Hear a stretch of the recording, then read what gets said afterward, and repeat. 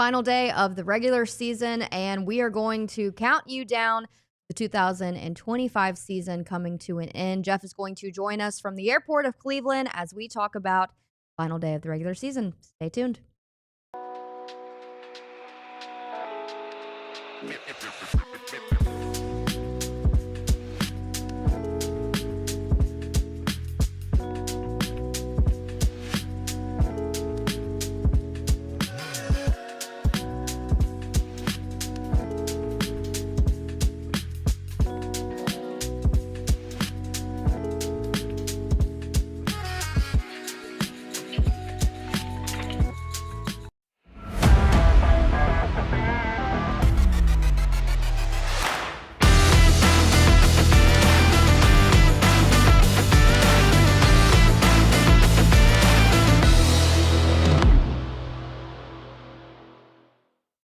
Hello, everyone. Welcome into the DLLS Rangers podcast. We are here at the studio. Jeff Wilson is going to be joining me. There he is from the Cleveland Airport. Hi, Jeff.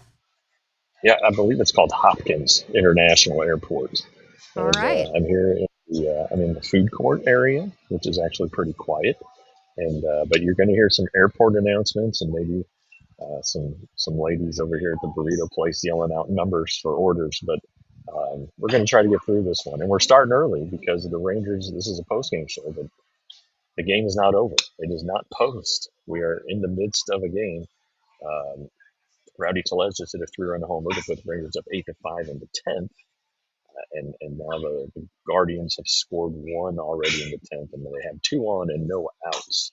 So developing situation here. Yeah, I've got the broadcast pulled up on my phone, so thank God for multiple screens. But yeah, Jeff, we don't want you to miss your flight. We of course want you to come home safe and sound. But all right, you were in Cleveland for the final series of the 2025 season. Cannot believe that the season has already come and gone. But also, I mean, I know for the Rangers, they are out of it, but there's a lot happening around Major League Baseball that we are going to get into because a lot of teams were waiting on, a final decision today. One of those being the Cleveland Guardians got the notification during the game that they clinched the AL Central because the Tigers lost to the Red Sox. So they will have a celebration, after the game here today. But yeah, a lot happening in Major League Baseball. It's really coming down to the wire. And it's interesting because we were in the press box this morning, and there were some Indians broadcasters and a couple scouts, and they were talking about how hard Bruce Bochy has been managing these games and how hard he was, trying to win last night's game. And I was a little annoyed by it because tradition states that you take care of the integrity of the playoff race. Yeah. If you are in a series and you have a direct impact on the outcome of playoff seedings and playoff spots, you go out there and you put out a quality lineup, quality pitching, and you try to win the ball game. This isn't, the Rangers aren't 60 and 100. They're actually trying to win today's game, which they just lost. The Rangers have lost the game. They just got walked off on our 3-run homer by. Oh no, you must be ahead of me. Rocio. All right, so I got the play-by-play, and now I'm going to watch it in real time. So anyway, now the Rangers are not going to finish above 500, but they're going to finish 81-81. Bruce Bochy wanted to win last night's game badly. He wanted to win tonight's game badly, and it didn't happen. The 2 one-run losses and then a win on Friday night. Look, the Rangers showed well. They should be proud of the way they played in this last series. Baseball should be happy with what the Rangers did.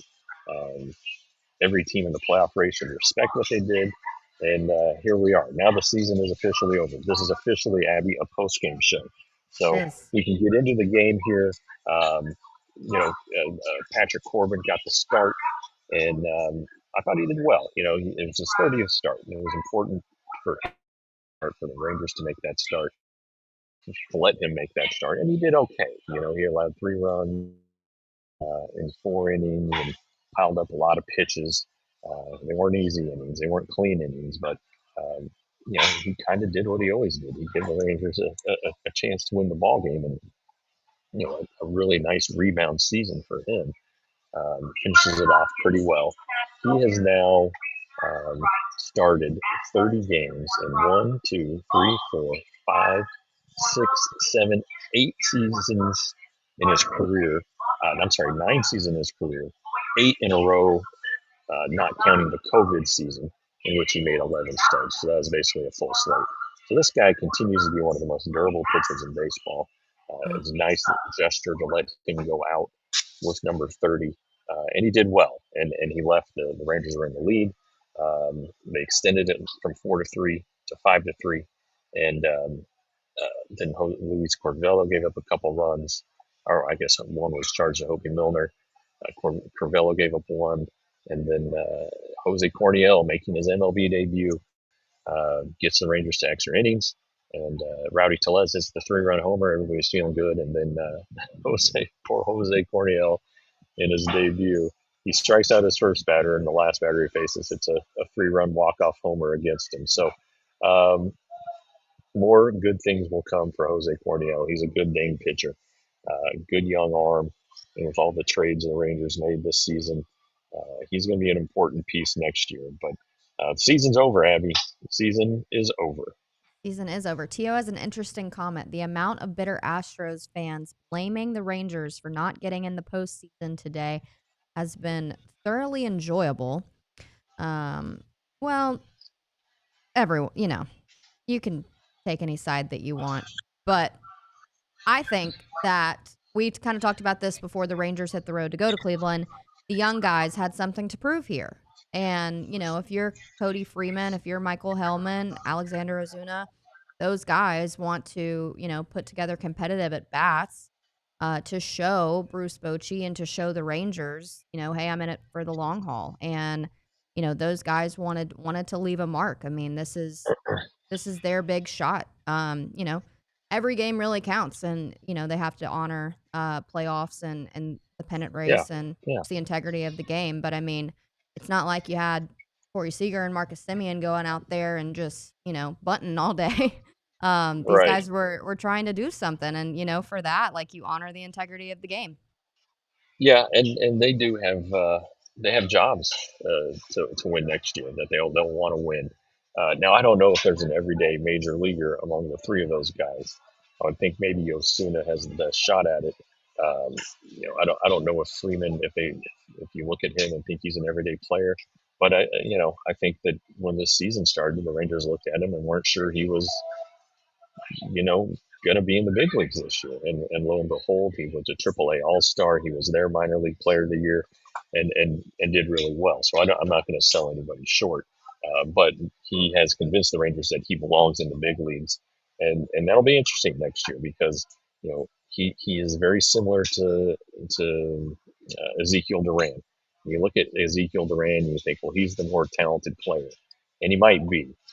He has a stronger arm, probably more versatile defensively, a little bit than Cody, and he's a little taller and maybe gives him the appearance of being a stronger guy. But he makes a lot of mistakes, and he did not hit a home run this year. He almost hit one today, came about a foot short of Yeah. one today, but then he immediately ran into an out. And really, if this had been an important game, like if the Rangers make the playoffs or not, his base running mistake in the second inning would have been we'd be talking about that right now. As it is, we're not. We're talking about the potential that he gets passed over by Cody Freeman. I think it's a legitimate possibility. So these are a bunch of things we can talk about in the offseason. But to your point, all these young guys had really good games. Osuna, he had a 2-run double in the first. He made 2 really good catches in the first 2 innings.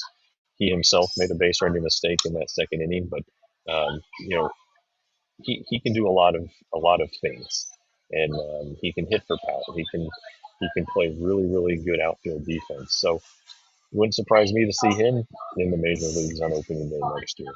Same thing with Hellman. I mean, Hellman can play shortstop. He can play center field. he could be a platoon with Evan Carter maybe to start the year. There are a lot of ways that these guys can impact the team, and it was important for them to take advantage of the opportunities they had this season, and they did. I really think they did. Yeah. No, I agree.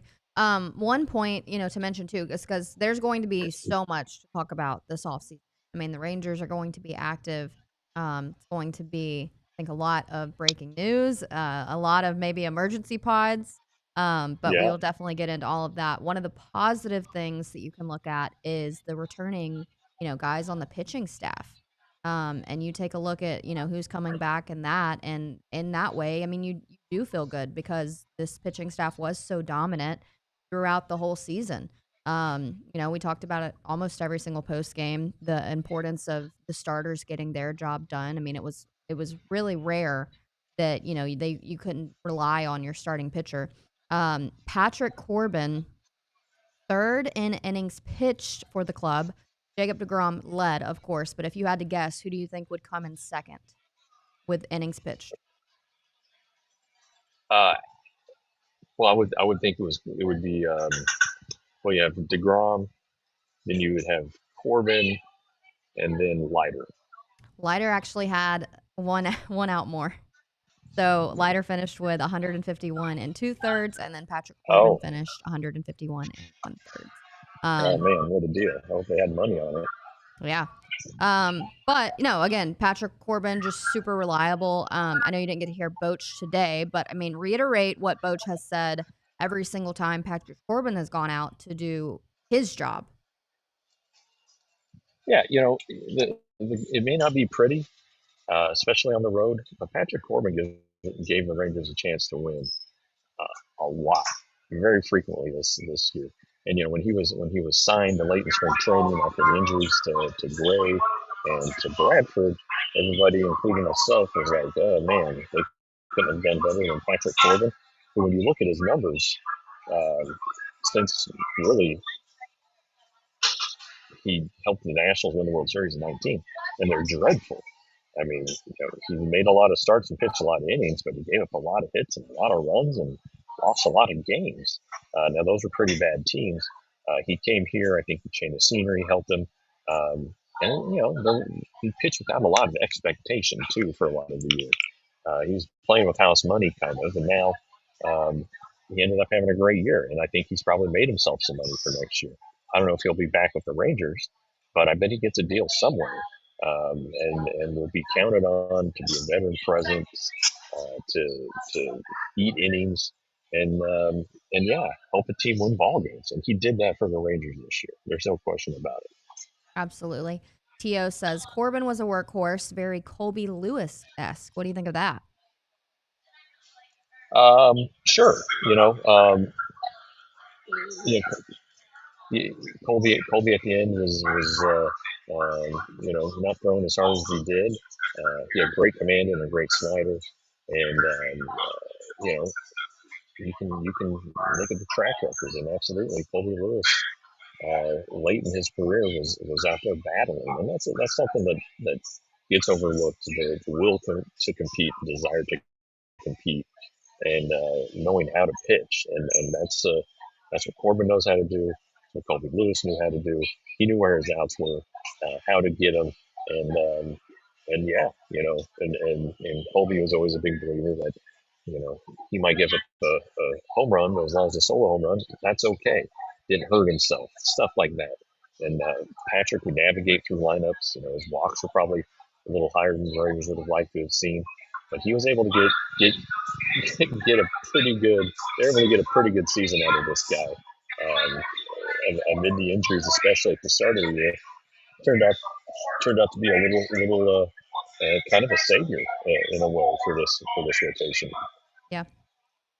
Jeff, I know you were out the last road trip as well when the Rangers went to take on the Astros. A little bit different temperature here, knowing that their season was over officially. What was the vibe like in Cleveland? Did you really get to talk to anybody around the field or anything?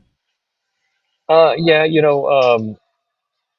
yeah, the what Rangers first. The Rangers were still in good moods. They're still were going about their business like they had games still to play and that they mattered. So that was good.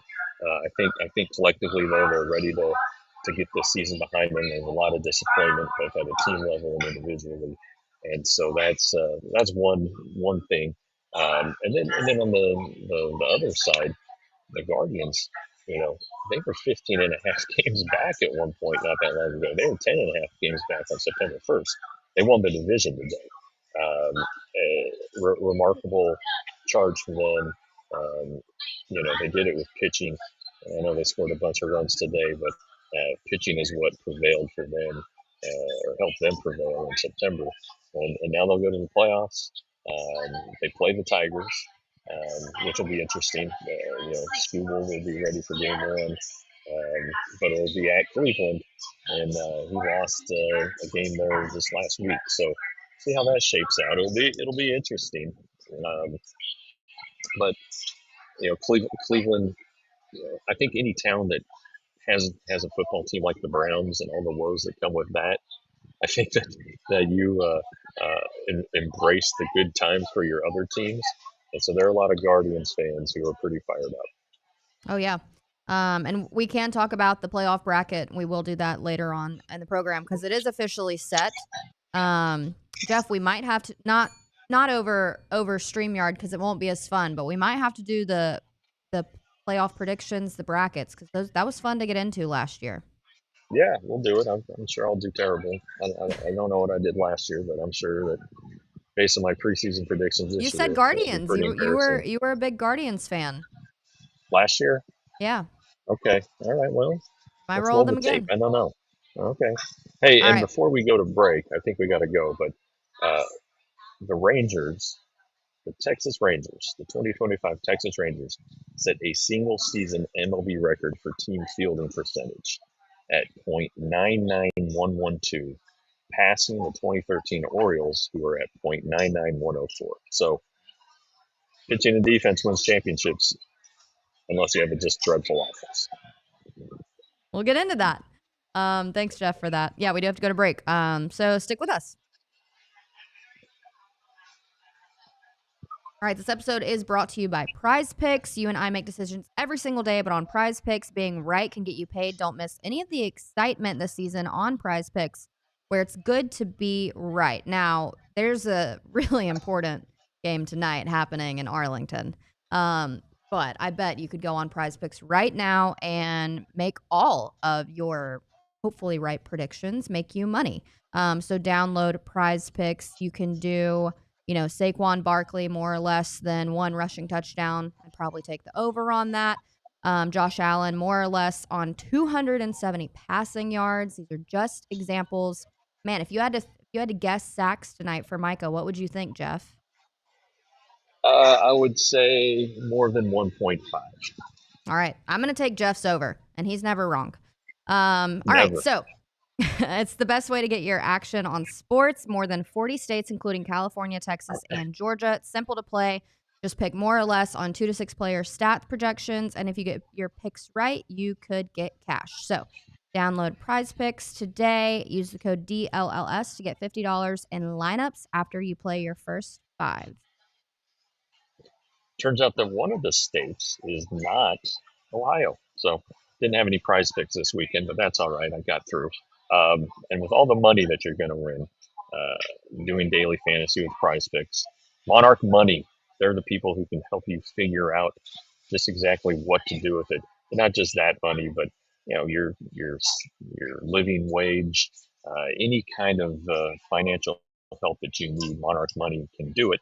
And what they'll do is they'll help you live the life you want to live and not scrambling around trying to just rob Peter to pay Paul. So it's built for people with busy lives. If you have kids, you may have lost track of time and lost track of your finances. Monarch will do the heavy lifting. They'll link all of your accounts and give you clear visuals and categorize everything so that you know where you're spending your money. And it's not just another finance app. It was named the best budgeting app of 2025 by the Wall Street Journal, and the best app for couples by Forbes magazine. So don't let financial opportunities slip through the cracks. Use code DLLS at monarchmoney.com in your browser for half off your first year. That's 50% off your first year. MonarchMoney.com. All right. No, that is a really interesting stat that you pointed out before the break, because there was a lot of really good defensive plays this season. I mean, defense was on lock. How many times, did we have a post game going to talk to a starting pitcher, and there was kind of a play to highlight. Yeah, and the basic thing you need from a defense is to make the plays you're supposed to make. That's why. Let's see if I can get this sun out of my face. It's killing me. That's why Corey Seager is a good shortstop. He will make plays that go into the hole occasionally, make a tough play. He's great on chasing down pop-ups. But if you hit the ball to Corey Seager is going to catch it and throw a strike to first base and get the out. The pitcher is expecting to be an out. You don't want to give teams extra chances. I mean, that's just is a killer in this game. If you're a pitcher and you have to get 5 outs in 1 inning, chances are you're going to give up a couple runs. So for the Rangers to play the defense that they played, it feeds into and goes hand in hand with the fact that they had the best earned run average in Major League Baseball. All right, so you can't separate the two, the defense and the pitching and the defense. So good on the Rangers, and we're saying that as they gave up 9 runs today, but for the most part this year, they were really really good. Yeah. And when you consider how many lineups Bruce Bochy dealt with this season, I've got to get an official count there, because I know it's up there, and and probably as many as Bruce Bochy as many as he's managed in his career, kind of shuffling the lineup. But there were a ton of guys in different positions. I mean, Josh Smith should win MVP of some sort, because he played every single position that he needed to play. He didn't catch, but he played every single position that was possibly needed of him. And then, a lot of those young guys got called up too, and put in the position in the field. Was there anybody that impressed you the most, just off the bat from a defensive standpoint? Um, I mean, Simeon's great. Marcus Simeon's a terrific defensive player. There's no doubt about that. Adolis Garcia had a great defensive year. I think probably the biggest defensive surprise is Wyatt Langford, who, when he was in college, he was a catcher. At least he started college as a catcher. And when the Rangers put him on the roster last year, he was the opening day DH. There was concerns about his ability to play defense, and if he'd be a liability in left field, by the end of the year he was playing center. He legitimately will be I bet he's a Gold Glove finalist. He definitely should be.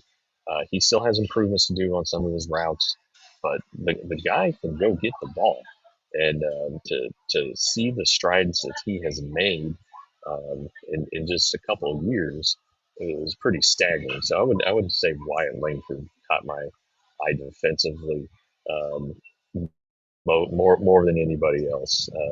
So hey, hats off to him, because he's becoming an all around player.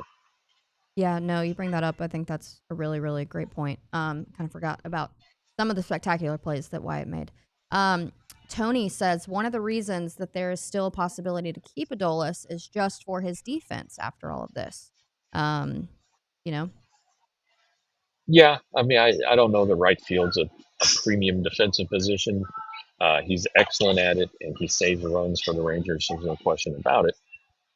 The problem is, it's been 2 straight years of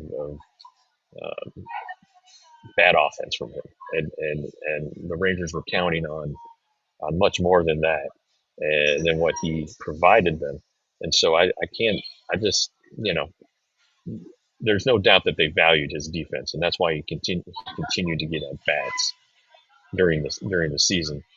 Because if you're not going to score runs, you've got to prevent them.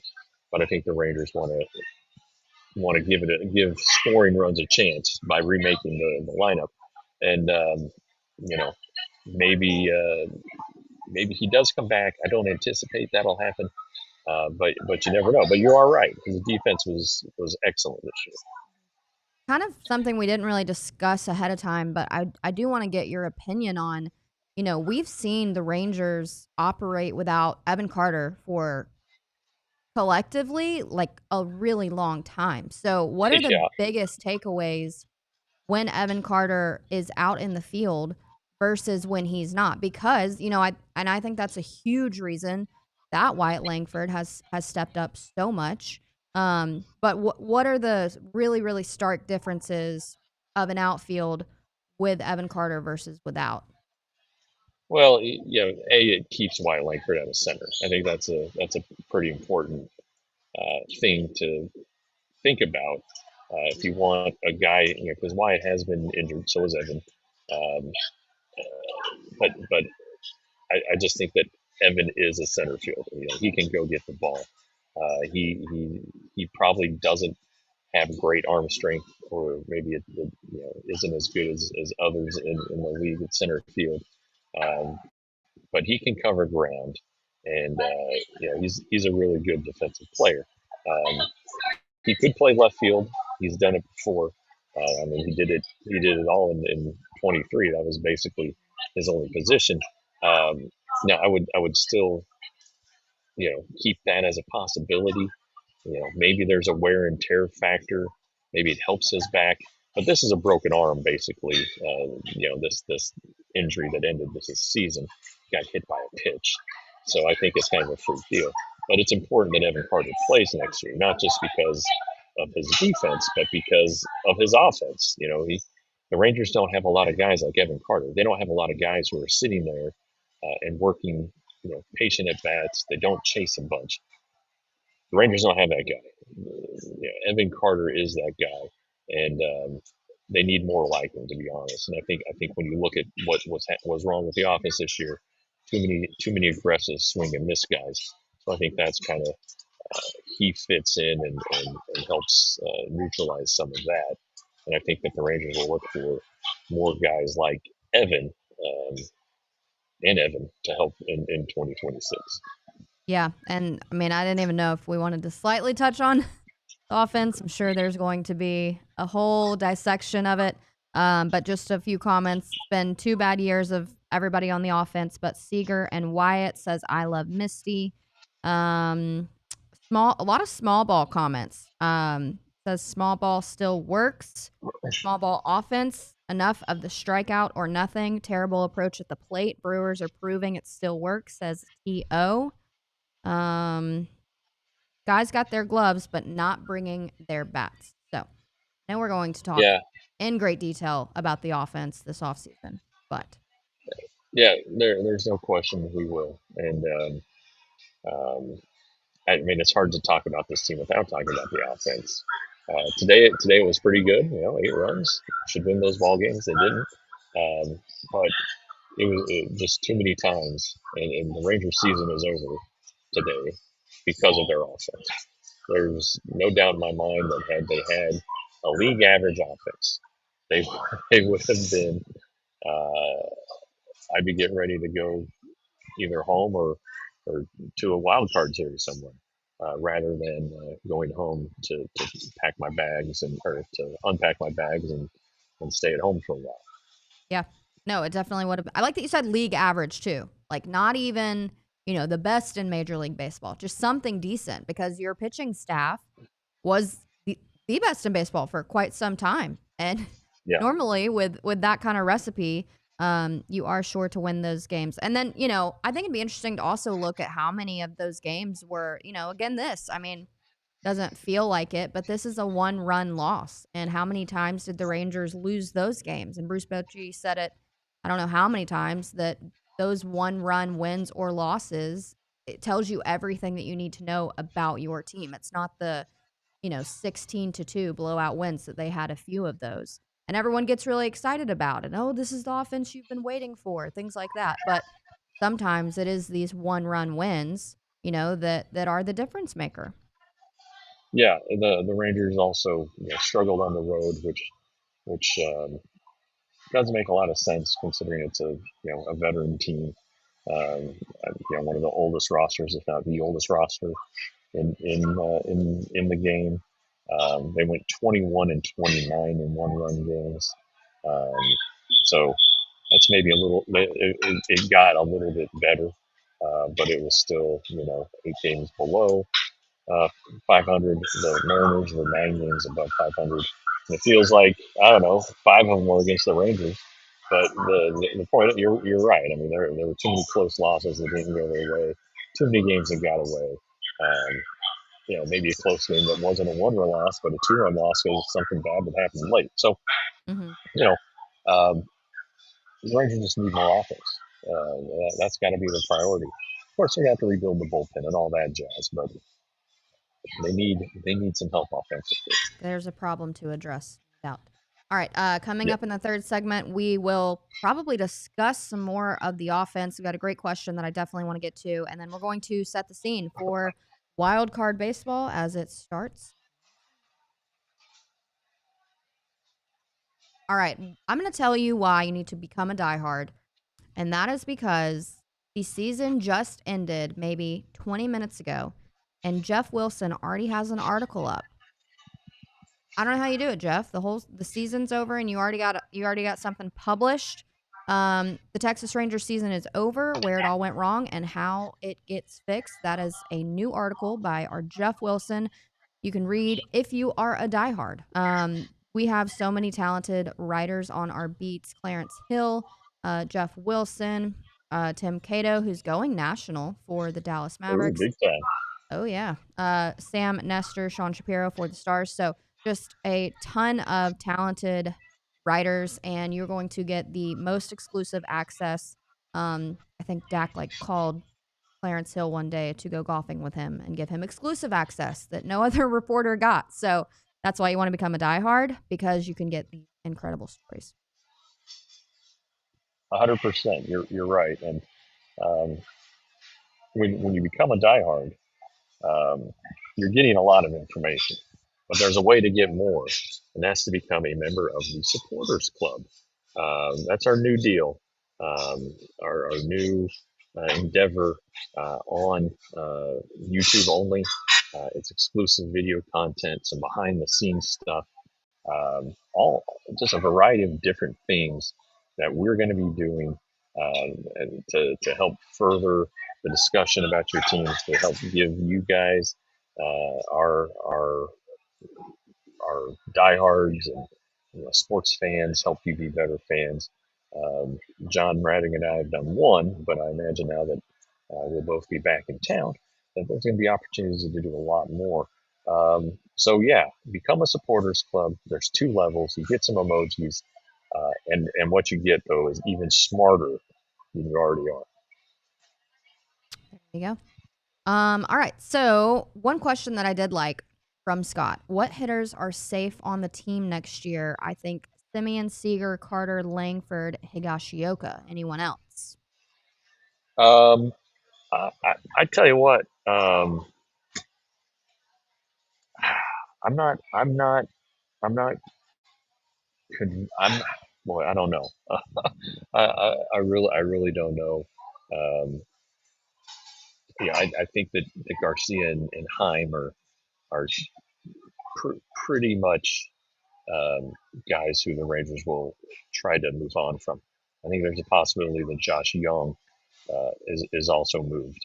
Um, at least that's some of the talk. As we sit and dissect the season and talk about things that went wrong, and you hear certain things, and yeah, that's a possibility. Um, I don't know if Simeon and Seager's contracts are tradable. I don't know if Jock Peterson's contract is tradable. Um, but I would think that the Rangers would try to look to see if anybody could bail him out on Peterson. It was a bad deal.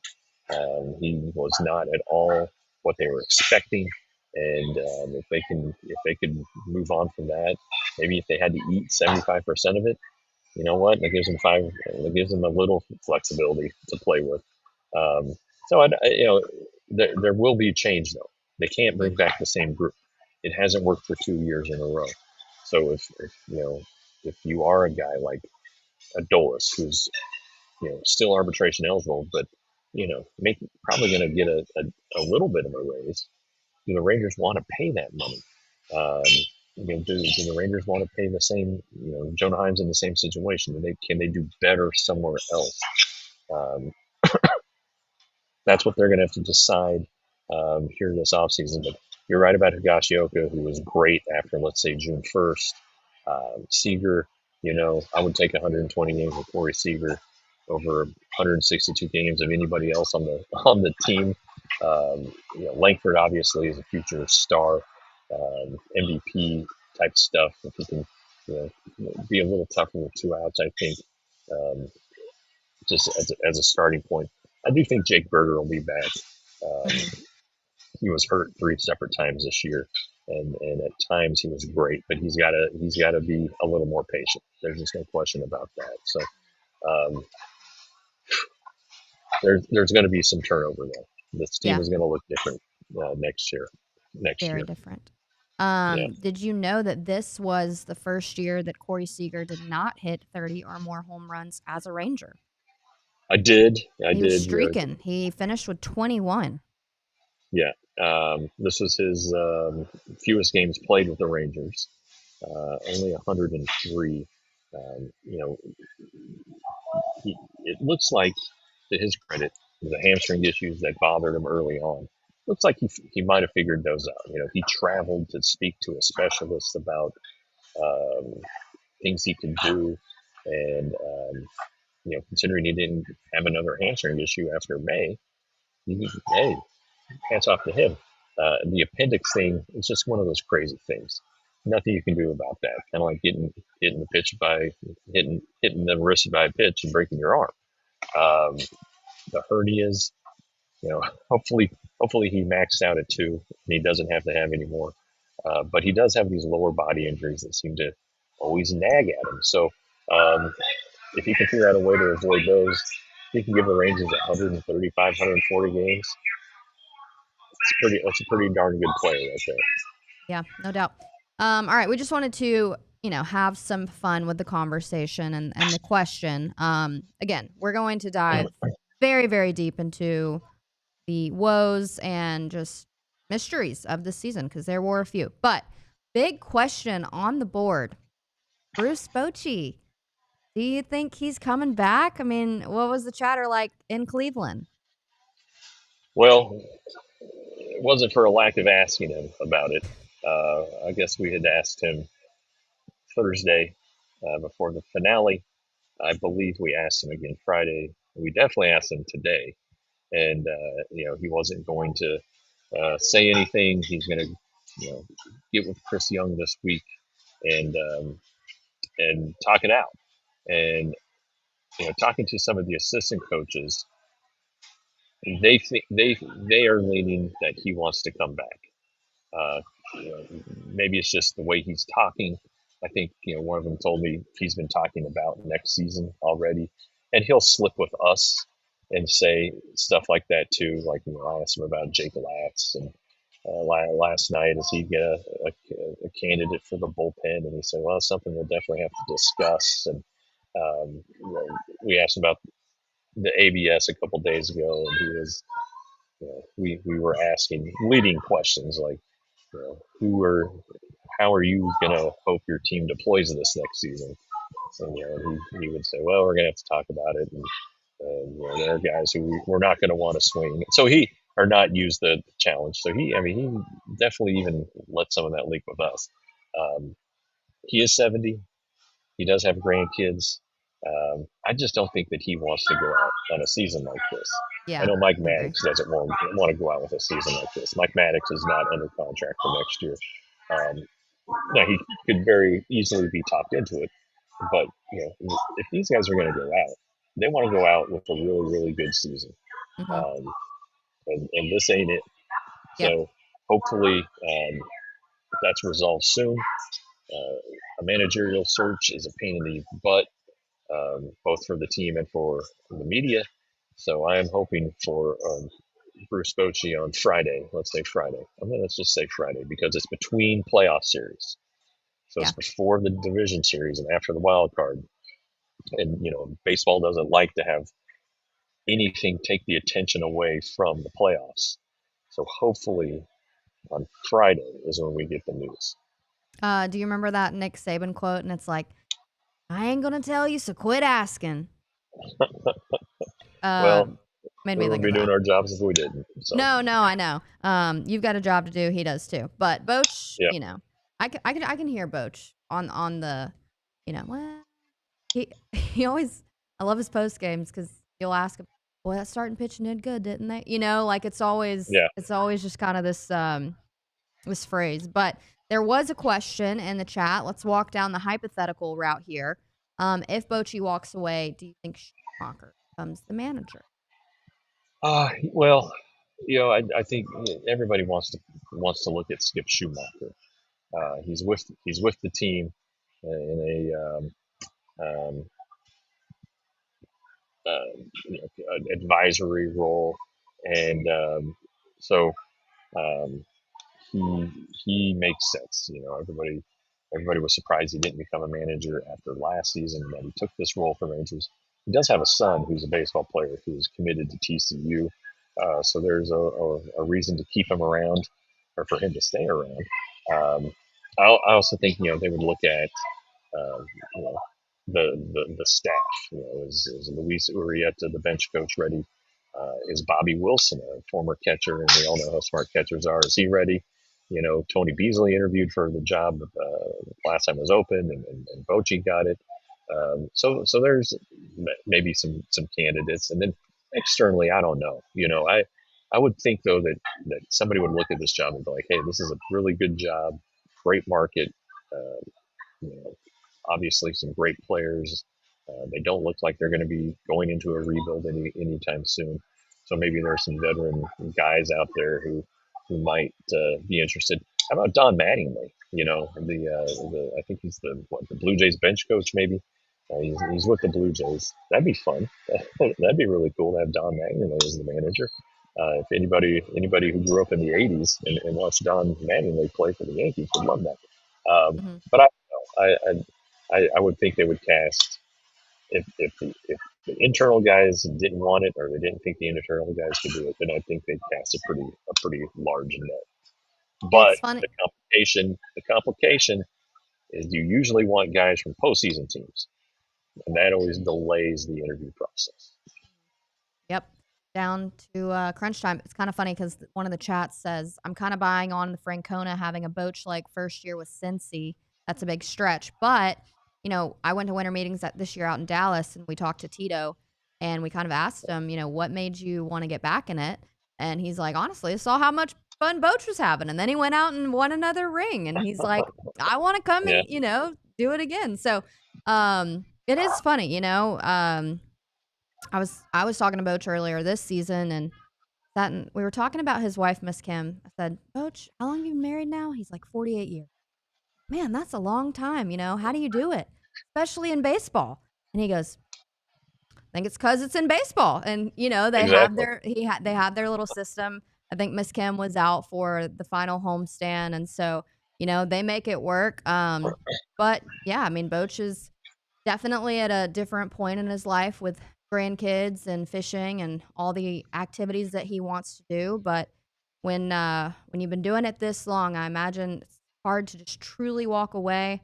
He's got 2,252 career wins, sixth in MLB history, 4 World Series. Um, I just agree with Jeff that if he does go out, I don't think it would be on this ending, I Yeah, mean, everyone says I don't know if there's an official name for like the Bochy pattern, the World Series, yeah. I guess. Every It's year, not that yeah. he had to, win a World Series or bust and it's a myth and all these things, but finishing not really even like contending in a playoff spot is probably not what he wants to do. But Probably uh, not. I'm not Boch, so I have no idea. Um, but yeah, so the wild card is set, and we'll get into that next. going to be a fun few days. Stick around. All right, we are, like an hour, 10 minutes-ish away from Micah Parsons returning to Dallas. Our pregame show is going to be a good one, so you do not want to miss the LLS Cowboys show. Honestly, it's going to be a really fun time of year to become a diehard and, use all of those perks. Mavs Media Day is tomorrow, so we're going to have a lot of great stuff from there. The Dallas Oh, Mavericks geez. team is heading out for training camp. Kevin Gray is going to be in Vancouver, and the Stars preseason is kicking up, and first regular season game is going to be starting soon. So a lot of sports in action now, and you definitely want to just hang out with us on our shows, on our pre-games, post-games, all of the things. Yeah. Hey, when we were talking about becoming a diehard earlier, we buried the lead. You can do it for a great price right now. We're having another sale. You can become a diehard and get a free hat. Our hats are awesome, or our one hat. More are coming. But right now, $59 for 1 year. You can become a diehard and get a limited edition shirt, $36. And you get those shirts and you can pick out that hat at store.allcitynetwork.com. That's the shop where everybody goes and gets these nice cozy shirts. I'm wearing one underneath my pullover right now. I've already ordered my hat. I hope it arrives this week in the mail. Through our partnership with Branded Bills, they've been a good sponsor, and now they're building our hats, our long awaited hats. But yeah, the shirts again. I think I have with this hat. I think I'll get to 17 DLLS apparel items, and I love them all. And it's getting to be sweatshirt weather. Not right now, but we're closing in on it. So I'm looking forward to pulling those bad boys out. So store.allcitynetwork.com to get your merch. I'm wearing a sweatshirt, but all right. Playoff baseball is here. So It sure is. 12 playoff teams are set. Here's how it's going to look. Wild card round begins Tuesday on ESPN. Boston at New York Yankees. My Lord. Detroit at Cleveland. Cincinnati at Dodgers. Padres at Cubs. And then in the division series, Seattle will host the winner of Detroit versus Cleveland. Toronto will host the winner of Boston or New York. The Brewers will host San Diego the Padres or the Cubs. And then the Phillies will host the winner of the Reds. No, it's the other way around. The Brewers were the 1 seed, so they'll get the Dodgers or the Reds, right? That was Jeff Passan's tweet. I don't know. I have a bracket. Okay, a few things. I guess, man, that's gonna be a really interesting wild card round. All right, so the Astros missed the playoffs for the first time since 2016. Yes. That's crazy. Yeah, it is. It's been a great run for them. Rangers fans have seen it. They should be commended for the job that they've done. I just want to make sure everybody understands that the Rangers did not order Robert Garcia to hit C.J. Cavus last night, or Cafus, to force in the winning run. Not only did it clinch a playoff berth for the Guardians, but it knocked the Astros out of the playoffs. And I'm sure that only the super delusional Astros fans believe that, but I saw it out there a lot, and give me a break. All right, just if you'd seen how mad Bruce Bochy and Robert Garcia were after the game, you would have quickly come to realize that no, there was nothing intentional about that. Now, if you're a Rangers fan, yeah, it's a nice silver lining. You're not making the playoffs, and neither are the Astros.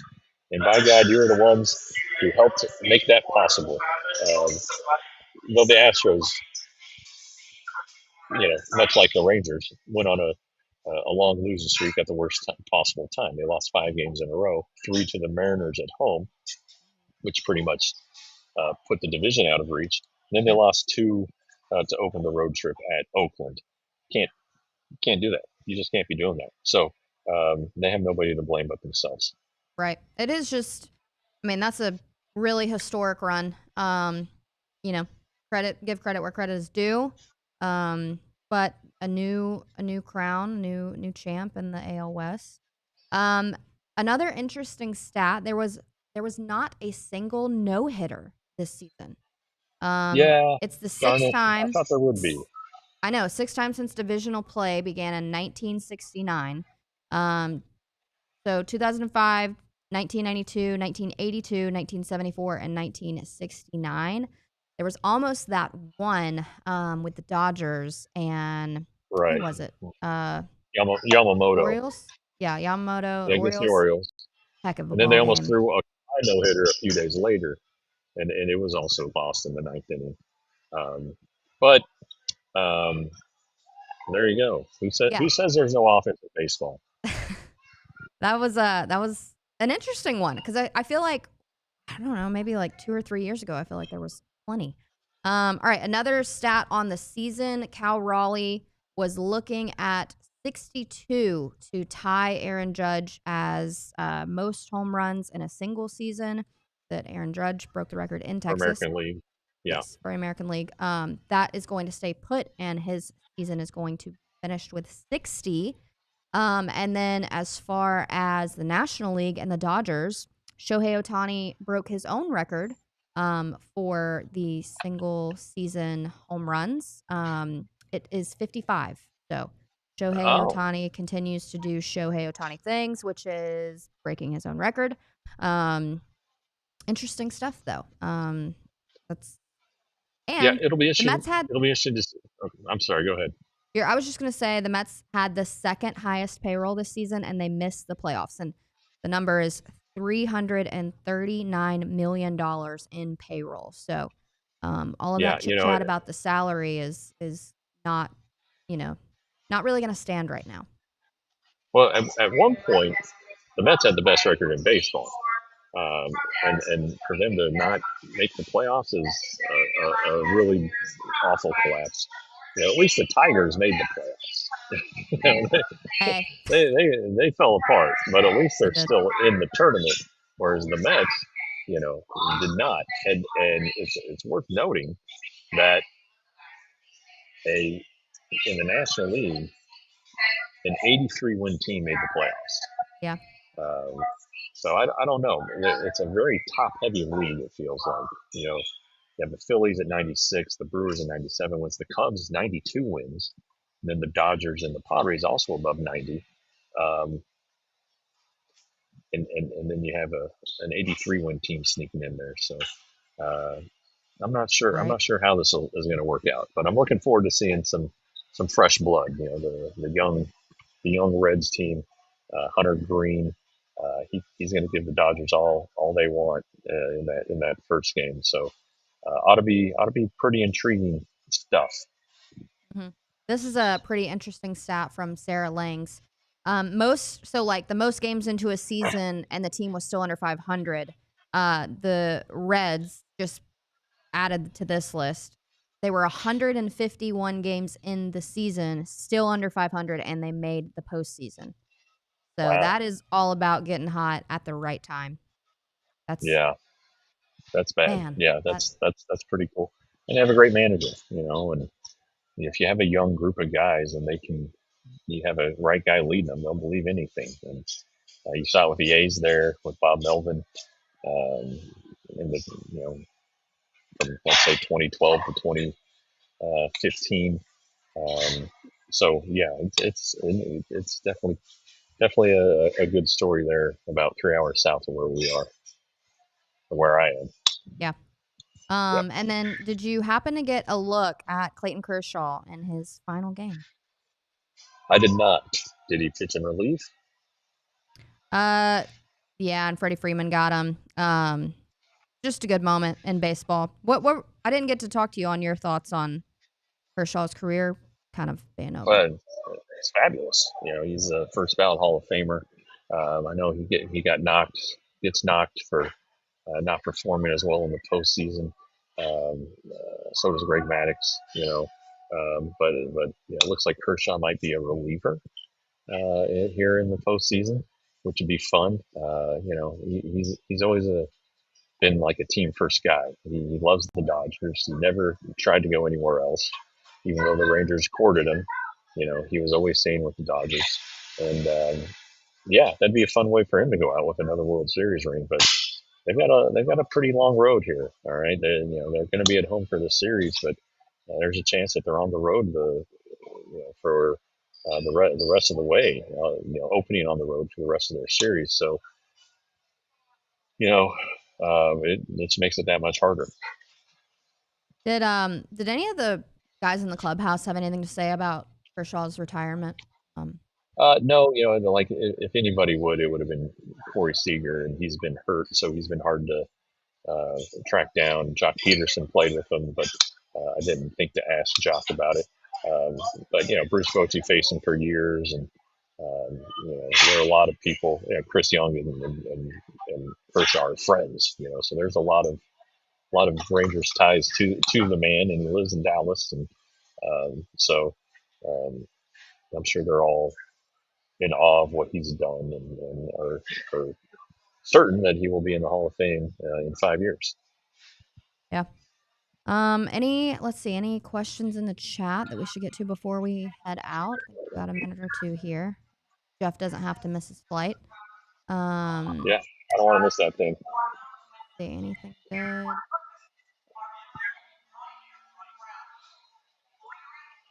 A lot of umpire chat in the chat. We got some umpire chat. All right. Got some umpire chat. Wyatt gets screwed more than any player last 2 seasons. All right then. Well, yeah, I guess that puts a wrap on our season. Now, here's the deal though. Just because the season's done, we are not done. We are not. We are going to be doing shows 5 days a week, Monday through Friday, and it starts tomorrow, which is Monday. There's going to be so much to talk about. A lot of season review, a lot of looking ahead, identifying targets, potential free agent targets. We'll keep close tabs on the postseason. But it's gonna be a busy off season. I better rest up quick because I don't know how much rest they're gonna let us have. But it'll be fun. There will always be something to talk about, and we want you guys to be talking about it with us. Yeah, it's do you think when can you think of a busier off season for the Rangers than what they might be gearing up for? Yeah, the off season after 11 was pretty busy because they lost CJ Wilson to the Angels, and everybody's like, "Oh no, the Angels have got CJ," and then they went and signed Yu Darvish, and the off season after 10, they tried to get Cliff Lee, and he went to the Phillies, and so they turned around and got a guy named Adrian Beltre, who turned out to be a pretty good player. After 12, they lost Josh Hamilton, and had to figure out how to fill in for that. So I don't know, those off seasons, because those were huge departures, always kind of stick out of my mind. But past off seasons, we had some drama with Michael Young and having to move positions and not being happy about it, and when he was asked to be traded and then ultimately was traded, and those things all happen in the off season. So. But this one, it just seems like they're going to have to shake up a lot of guys. You don't see a lot of guys who are under contract not return the next year, especially guys who are part of a special team. But that's what's going to happen, I have a feeling. So, like I said, I need to get some rest. I need to make sure that people are still talking to me who I used to talk to about this stuff, because there's going to be a lot of news coming down this offseason. I know, and the winter meetings are not going to be in our backyard this year. They were in Dallas, Texas last year. I enjoyed, got to go to. They're in Orlando this year. Jeff, do you have any plans traveling to the winter meetings? Yeah, it's usually like the Swan and Dolphin Resort on Walt Disney World. But I don't know. They don't need the 2 hotels anymore because the minor leaguers aren't there. So we'll see. I haven't even looked at it. Okay. Well, you got some time. All right. Thank you. Thanks everybody for joining us here. And now, if you just want to be the best Dallas sports fan, you can tune into the Cowboys pregame show. We'll see you guys. We all silly like the mayor.